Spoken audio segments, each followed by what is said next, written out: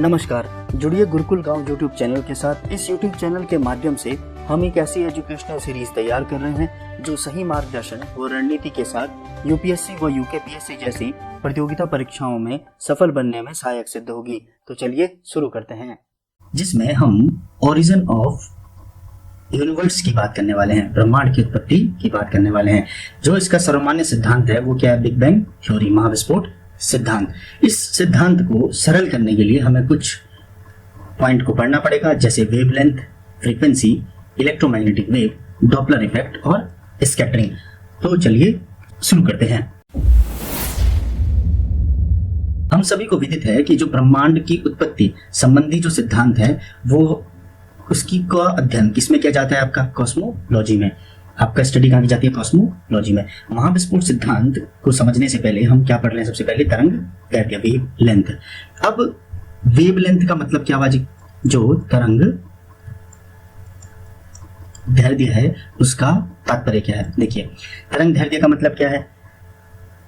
इसको हम देखो, साइंस हम पढ़ नहीं रहे, बस सरलता हमें जाननी है ना।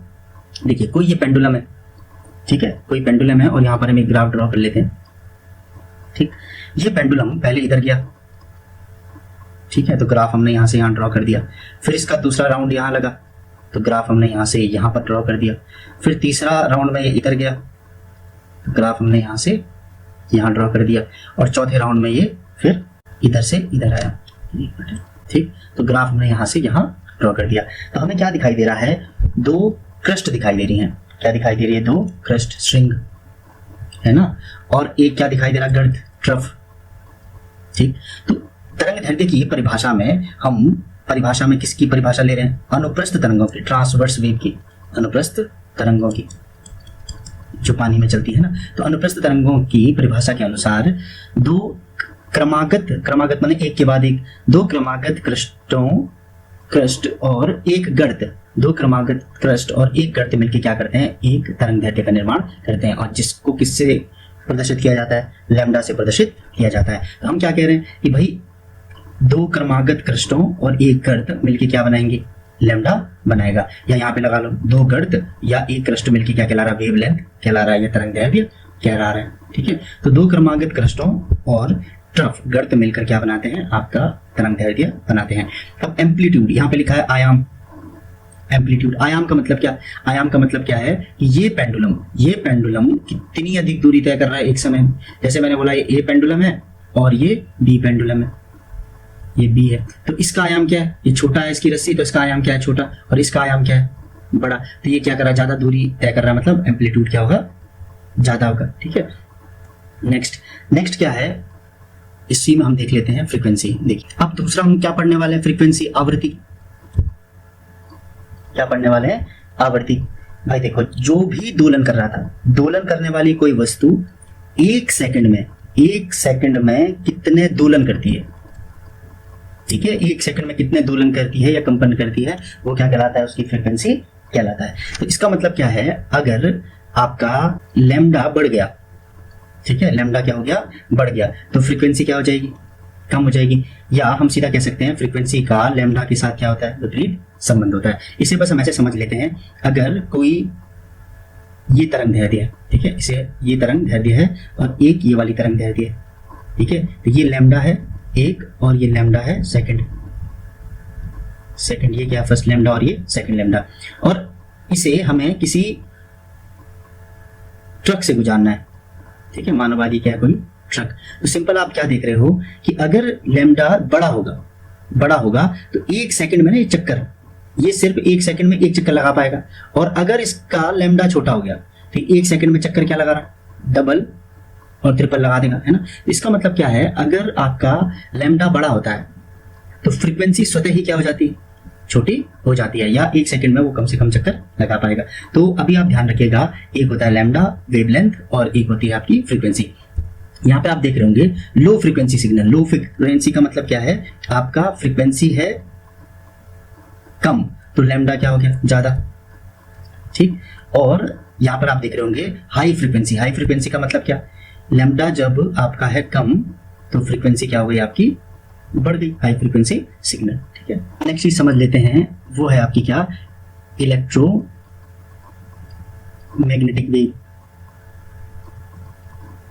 इलेक्ट्रोमैग्नेटिक वेव, विद्युत चुंबकीय तरंगे।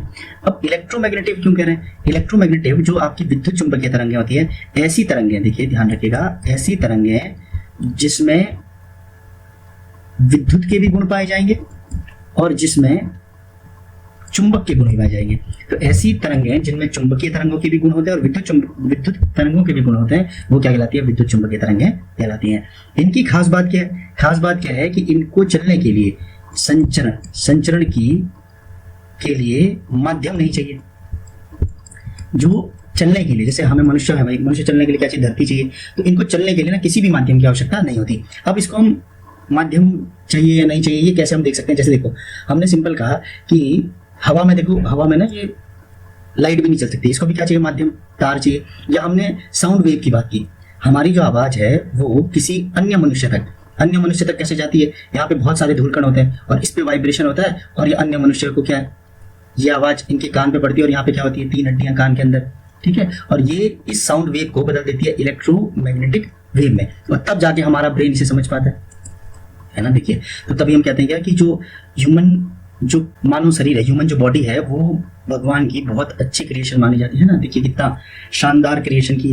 तो हम सिंपल चीज क्या कह सकते हैं कि जो साउंड वेव है, साउंड वेव को चलने के लिए भी क्या चाहिए थे? धूलकण, माध्यम चाहिए थे। लेकिन इलेक्ट्रोमैग्नेटिक वेव एक ऐसी तरंगें होती हैं जिनको संचरण के लिए किसी भी माध्यम की आवश्यकता नहीं होती। मतलब ये निर्वात में चल सकती है, वैक्यूम में चल सकती है, और इसमें विद्युत और चुंबक दोनों के गुण पाए जाते हैं। अब जैसे कहा मैंने, ये इलेक्ट्रोमैग्नेटिक वेव की क्या थी? दिशा है ना। तो इसमें विद्युत तरंगें अगर ऐसी हैं, विद्युत तरंगों की दिशा है इस तरह से है, तो इसी के साथ साथ, इसी के पैरेलल मैग्नेटिक वेव भी चल रही होगी। ये मैग्नेटिक वेव है और ये इलेक्ट्रो वेव है। तो ऐसी तरंगें हैं जिसमें विद्युत और चुंबक दोनों के गुण पाए जाए, क्या कहलाएंगी? विद्युत चुंबकीय तरंगें कहलाएंगी। तो इलेक्ट्रोमैग्नेटिक जो वेव है, इलेक्ट्रोमैग्नेटिक वेव है, उसका सबसे अच्छा उदाहरण है आपका सूर्य का प्रकाश या प्रकाश तरंगें, प्रकाश किरणें या प्रकाश तरंगें। तो प्रकाश तरंगें क्या होती है? इलेक्ट्रोमैग्नेटिक वेव होती है ना। देखिए, अब है क्या कि अगर हम बात करें इलेक्ट्रोमैग्नेटिक वेव की, अगर हम बात करें, देखिए यहाँ पे क्या लिखा है? गामा रेज, फिर क्या है? एक्स रेज, फिर क्या है? अल्ट्रावायलेट, फिर क्या है? इंफ्रारेड, फिर क्या है? माइक्रोवेव, और फिर क्या है? Radio waves. तो ये विजुअल रेज, ठीक है। तो है क्या कि गामा रेज से और रेडियो वेव्स तक, ये सब ये समझिए कि आप सूर्य किरण के साथ आ रहा है, ये सन रेज है, और इसके साथ इसके जो बॉक्सेस हैं, फोटोन जिन्हें कहते हैं, इनके बॉक्सेस के साथ ये इलेक्ट्रोमैग्नेटिक वेव आ रही है। और तो हमने कहा सूर्य किरण के साथ ये इलेक्ट्रोमैग्नेटिक वेव आ रही है। अब जो प्रकाश तरंगें हैं या इलेक्ट्रोमैग्नेटिक वेव है, वो उसके साथ उसके गुण क्या क्या होते हैं? उनमें कौन कौन से गुण होते हैं? तो हमने कहा जी इसमें क्या है? Gamma rays, X rays, ultraviolet rays, visual rays, infrared, microwave और रेडियो वेव्स। अब इसमें से अब हम बात करें कि देखिए ध्यान रखिएगा, इधर जाने पर किसकी तरफ जा रहे हैं? रेज से और रेडियो वेव्स की तरफ जा रहे हैं, ठीक है। गामा रेज से और रेडियो वेव्स की तरफ जा रहे हैं। तो इस तरफ जाते हुए जो लैम्डा है, जो वेव लेंथ है, वो क्या हो रही होगी? बढ़ती जाती है। मतलब वेव लेंथ क्या हो रही है? बढ़ रही है। और जो इसके साथ फ्रीक्वेंसी होगी वो क्या हो जाएगी? कम। तो फ्रीक्वेंसी क्या हो जाएगी? कम। तो यहाँ पे देखिए, आप यहाँ पे देख सकते हैं जो इसकी वेव लेंथ है, पहले माइनस में थी, अब प्लस में हो गई, है ना। यहाँ देखिए 10⁴। तो इंक्रीजिंग क्या है? वेव लेंथ, है ना। और फ्रीक्वेंसी क्या होगी इसकी? कम। दूसरी चीज, इधर जाने पर जो एनर्जी का लेवल है, जो इसकी प्रतिरोधक क्षमता बोल सकते हैं, एनर्जी का जो लेवल है वो क्या हो रहा होगा? कम। मतलब सबसे ज्यादा एनर्जी लेवल किस पे होगा? गामा पे। और सबसे कम एनर्जी लेवल किस पे होगा? रेडियो वेव्स में। अब है क्या, इनके ना यूजेस पूछे जाते हैं कि भाई इनका प्रयोग हम कहाँ कहाँ करें। अब देखिए, जो गामा रेज है, गामा रेज आपको पता है कि नाभिकीय संलयन में गामा रेज का यूज होता है। एनर्जी लेवल क्या है? बहुत ज्यादा है। तो पेनिट्रेट मतलब आपकी भेदन क्षमता जो होती है बहुत ज्यादा होती है ना। तो गामा रेज का यूज कहाँ होता है? नाभिकीय क्रिया में। क्वेश्चन ध्यान रखिएगा, है नाभिकीय क्रिया में। एक्स रेज का उपयोग कहाँ होगा? चिकित्सा में। एक्स रेज का कहाँ होगा? चिकित्सा में। अल्ट्रावायलेट रेज की बात करें तो इसका जो यूज होता है वो होता है फूड प्रिजर्वेशन में, ठीक है, खाने को लंबे समय तक रखने के लिए। फिंगर प्रिंटिंग का पता का, जो फिंगर प्रिंटिंग होती है ना, जब पुलिस वाले बोलते हैं कि जी फिंगरप्रिंट है, फिंगरप्रिंटिंग का पता लगाने में कहाँ होता है, अल्ट्रावायलेट का यूज होता है। इसके अलावा आप सभी को पता है ओजोन गैस द्वारा अल्ट्रावायलेट ही क्या की जाती है, अवशोषित की जाती है। नेक्स्ट क्या है, विजुअल लाइट। विजुअल लाइट मैंने जिसी के कारण हम देख रहे हैं भाई, दृश्य प्रकाश, वस्तु को देखने में जिसका यूज होता है वो क्या कहलाती है, विजुअल लाइट।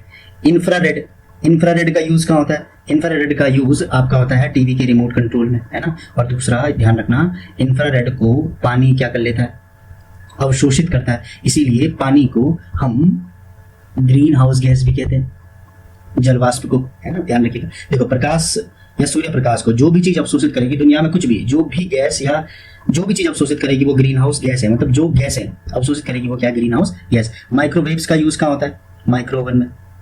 रेडियो वेव्स का यूज कहाँ होता है भाई, जो रेडियो सिग्नल होते हैं उसमें यूज होता है। तो हमने क्या देखा, इलेक्ट्रोमैग्नेटिक वेव होती क्या है, इलेक्ट्रोमैग्नेटिक वेव के अलग अलग स्पेक्ट्रम होते हैं। स्पेक्ट्रम क्यों कह रहे हैं, क्योंकि गामा रेज की जो वेवलेंथ होगी वो एक्स रेज की वेवलेंथ से कम होगी, है ना। तो इसलिए हम क्या कह रहे हैं कि जो, ठीक है, जो इनके वेवलेंथ है या इनकी फ्रीक्वेंसी है या इनका एनर्जी लेवल है वो अलग अलग है, मतलब अलग अलग बॉक्स में, ये एक्स रेज का बॉक्स, ये अल्ट्रावायलेट का बॉक्स, तो ये बॉक्स ही क्या कहलाते हैं, अलग अलग वेवलेंथ के या एक जैसे वेवलेंथ की जो चीजें हैं वो एक बॉक्स में डाली गई हैं, इसीलिए इन्हें क्या कहते हैं जी, स्पेक्ट्रम है।